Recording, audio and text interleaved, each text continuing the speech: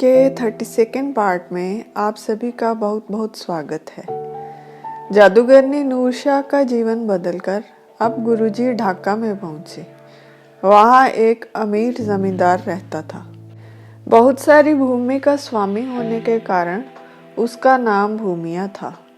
उसने साधु संतों की सेवा के लिए लंगर लगाया हुआ था जो दिन रात चलता था, परंतु वह दिन में लोगों को लूटता और रात में लोगों के घरों में चोरियां करता था। उसका यह विश्वास था कि अगर कोई अच्छा काम किया जाए तो बुरे कामों का प्रभाव खत्म हो जाता है। उसने अपने गांव में कहा हुआ था कि अगर कोई साधु या फकीर आए तो उसे मेरे घर भेज देना। अगर नहीं भेजा और अपने घर में सेवा कर दी तो मैं उसका घर तोड़ डालूंगा। जब गुरुजी उस गांव में पहुंचे तो एक घर के सामने जाकर खड़े हो गए। उस घर के मालिक ने उनका स्वागत किया। उसे गुरुजी को देख असीम दिव्यता का अनुभव हुआ, परंतु उनकी सेवा करने में उसने असमर्थता जताई और उन्हें लेकर जिमीदार भूमिया के पास जाने लगा। उसने आसमान की तरफ देखा और उदासी भरे स्वर में कहा, हे भगवान, इस भूमिया ने हमारे संतों की सेवा के सारे अवसर छीन लिए हैं। हम गरीबों की अब कौन मदद करे। और गुरुजी को भूमिया जिमीदार के घर छोड़कर चला गया। जब भूमिया ने सुना कि संत आए हैं, वह तुरंत बाहर आया और आदर सहित उन्हें अंदर ले गया। उसने उनके बैठने के लिए आरामदायक आसन दिए।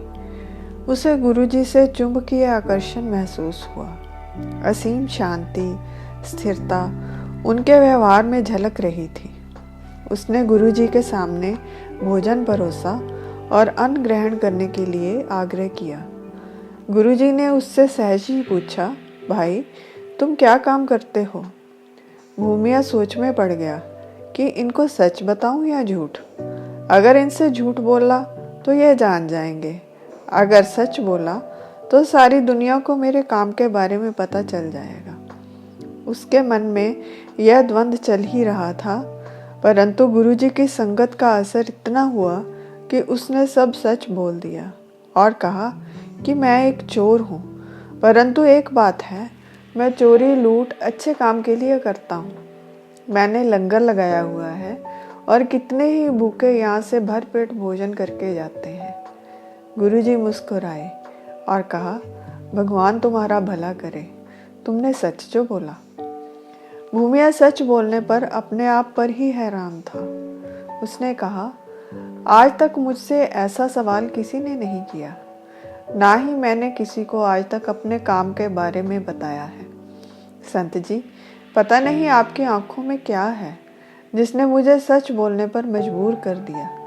चलिए अब कुछ खा लीजिए। गुरुजी ने मना करते हुए कहा, जब तुम खुद ही कह रहे हो कि मेरी कमाई लूट की है, तो फकीर ऐसी कमाई के अन्न को कैसे खा सकते हैं? भूमिया बोला, जब मैं कमाई को अच्छे काम में लगा रहा हूँ तो यह बुरी कैसे हो सकती है?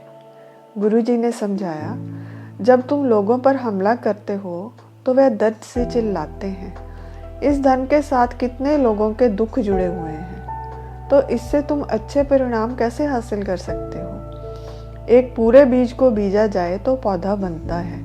जो पहले ही दाल है, अर्थात 2 हिस्सों में बढ़ चुका है, उससे क्या पौधा निकलेगा? भूमिया की आंखों के सामने अचानक लोगों के खून से लथपथ शरीर और दर्द से कराहने की दृश्य दिखने लगे। कुछ देर ख्यालों में खोए रहने के बाद उसने गुरुजी को देखा, फिर उनके चरणों में गिरकर कहा, अगर आप अन्न नहीं खाएंगे तो मुझे अच्छा फल कैसे मिलेगा? पहले भी कई संत यहाँ से खा चुके हैं और मुझे दुआएं दी हैं। उन दुआओं का कुछ तो असर होगा। आप भी मुझ पर कृपा करें। इस बार गुरुजी ने उसके मन पर चोट की कि भाई, तुम धर्म की कमाई करो और बुरे काम छोड़ दो।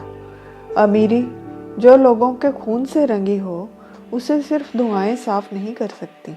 ज़रा सोचो, जितने भी तुमने बुरे काम किए हैं उनका फल तुम ही भुगतोगे, ना कि तुम्हारे सगे संबंधी या मित्र। अगर कभी राजा ने तुम्हें पकड़ लिया तो फांसी पर कौन लटकेगा, तुम या वे लोग जिनको तुमने खिलाया है? भाई भूमिया ने कुछ सोचकर उत्तर दिया, आप और जो कहेंगे मैं मान लूँगा, पर यह काम मुझसे नहीं छूटेगा, क्योंकि मेरे बाप दादा भी यही काम करते थे और यह अब मेरा स्वभाव बन गया है, जिस पर मेरा कोई वश नहीं। कृपा करके आप अन्न मुख में डालें। तो गुरुजी ने आशा की वार की एक पौड़ी गाई, जिसके अर्थ अनुसार केवल वह प्रभु ही सच है, जिसे वह दे वही इस सच को जीवन में उतारता है। सच्चे सतगुरु से मिलकर ही सच पाया जा सकता है। मनमुख अपने मन के पीछे सारा जीवन व्यर्थ गवा देते हैं। भूमिया ने बड़े ध्यान से यह शब्द सुना और समझा कि सच बहुत कीमती चीज़ है। गुरुजी पर उसके अच्छे कर्मों का कोई असर नहीं, जबकि एक सच बोलने पर वह कितने प्रभावित हुए। अंतर्यामी गुरुजी उसके मन का भाव जान गए। वह उसे पूरी तरह बदलने के लिए एक रास्ता दिखाना चाहते थे, जिस पर चलकर वह सहजता से अपने सभी बुरे काम छोड़ दे और पवित्रता तथा सम्मान से अपना जीवन जिए। वह बोले, भूमिया, सच तभी कबूल होता है अगर कुछ नियम धारण करो। भूमिया ने पूछा, कौन से नियम? गुरुजी ने एक शब्द के द्वारा बताया, सच तभी परवान है जब अपने आप को या अपनी आत्मा को जानने की युक्ति मिल जाए। इस शरीर रूपी धरती को साध कर इसमें प्रभु नाम का बीज बीजे। सच तभी परवान है अगर सच्ची शिक्षा ले और सभी जीवों पर दया कर उस शिक्षा का या आत्म साक्षात्कार का दान करे। सच तभी परवान है जब अंदर के तीर्थ में निवास करे, गुरु से प्रेरणा लेकर मन शांत कर एकाग्रचित बैठा रहे। सच सब चीज़ों की दवाई है, जो सारे पाप निकाल कर धो देती है। जिनके पास सच्चा आचरण है, नानक उनके लिए विनती करता है। भूमिया पूरी बात नहीं समझ पाया और बोला, आपने कहा उस सच्चे प्रभु का नाम भी सच्चा है और वह हमेशा हृदय में रहना चाहिए। मैंने पहले भी प्रभु के बारे में सुना था, परंतु उनके प्रति इतनी श्रद्धा भाव नहीं था जितना आप में है। फिर भी मुझे सरल शब्दों में नियम बताएं। गुरुजी ने भूमिया को उनकी 3 बातें मानने को कहा। पहली, हमेशा सच बोलना, चाहे कोई भी परिस्थिति हो। दूसरा, जिसका नमक खाओ उसका बुरा नहीं करना। तीसरा, गरीब मार नहीं करनी। भूमिया ने गुरुजी को वचन दिया कि वह गुरुजी की तीनों बातें मानेगा और उन्हें भोजन करने को कहा। गुरुजी ने कहा, भूमिया देख लो, तुमने वचन दिया है, अगर तुम सख्ती से इनका पालन करोगे तो जो तुमने पिछले जन्मों में कर्म किए हैं वह बख्शे जाएंगे, जो अब किए हैं वह भी बख्शे जाएंगे। परमेश्वर की दरगाह में हम तेरे साथ तेरी शुद्धता के गवाह रहेंगे। इस तरह गुरुजी ने वचन लेकर भोजन किया और भूमिया को प्रभु का सिमरन देकर आगे चले गए। भूमिया गुरुजी के वचन अनुसार अब प्रभु के सिमरन को दिन रात मन में रखता, हर आए संत की सेवा करता। परंतु कुछ दिनों बाद लंगर का भंडार खत्म होने लगा तो उसे चिंता हुई। उसने विचार किया कि गरीबों को मैं लूट नहीं सकता, तो अब धन कैसे अर्जित किया जाए। फिर उसे एक तरकीब मिल गई, क्यों ना राजा के यहाँ चोरी की जाए, ना तो वह गरीब है और एक ही बार में काफी धन मिल जाएगा। यह सोच उसने अमीर व्यक्ति का वेश धारण किया। महंगे कपड़े और हीरे जवाहरात के गहने पहनकर वह महल की तरफ चला गया। रात का समय था। जब वह महल के दरवाजे पर पहुंचा तो दरबानों ने उसे रोक लिया और पूछा, आप कौन हैं? भूमिया अब झूठ नहीं बोल सकता था। उसने बड़े विश्वास से उत्तर दिया, मैं एक चोर हूँ। दरबानों ने वेशभूषा से उसे राजा को कोई रिश्तेदार समझा और सोचा, भला ऐसा व्यक्ति चोर कैसे हो सकता है? अगर राजा का संबंधी निकला तो कड़ी सजा दिलाएगा। यह सोच दरबान ने कहा, मुझे क्षमा करें, मैंने आपको रोका, कृपया अंदर जाएं। भूमिया अंदर सीधा खजाने वाले कमरे में पहुंचा और बहुत सा धन, सोना चांदी, हीरे मोती आदि बोरी में बांध दिए। वह जाने ही वाला था कि उसकी नज़र एक सुंदर सोने की थाली पर पड़ी जिसमें कोई सफ़ेद चूर्ण था। वह सोने की थाली उठाकर ज्यों ही उसने रखी, वह चूर्ण उसकी उंगलियों पर लग गया। उसने स्वाद चखने के लिए उंगलियां मुंह में डाली तो उस चूर्ण में नमक मिला हुआ था। वह चकरा गया कि मैंने तो राजा का नमक खा लिया है। अब गुरुजी के वचनों के अनुसार मैं राजा के यहाँ चोरी कैसे करूं? फिर मन में फैसला किया कि गुरुजी के वचनों के अनुसार ही मुक्ति मिलेगी। चोरी तो मैं किसी और राजा के महल में भी कर लूंगा। और चुपचाप सारा सामान वहीं छोड़ पीछे के रास्ते से बाहर निकल गया। सुबह जब राजा को खबर हुई, उसने जाकर देखा कि सारा धन बोरी में बंधा पड़ा है, परंतु चोर कुछ भी लेकर नहीं गया। राजा ने दरबानों को बुलाकर पूछा कि रात को कौन अंदर आया था। तो दरबानों ने भूमिया के बारे में सब सच बता दिया। राजा ने सारे राज्य में ढिंडोरा पिटवा दिया कि जो चोर है वह मुझे आकर मिले, मैं उसे इनाम दूंगा। परंतु चोर राजा के हाथ न आया।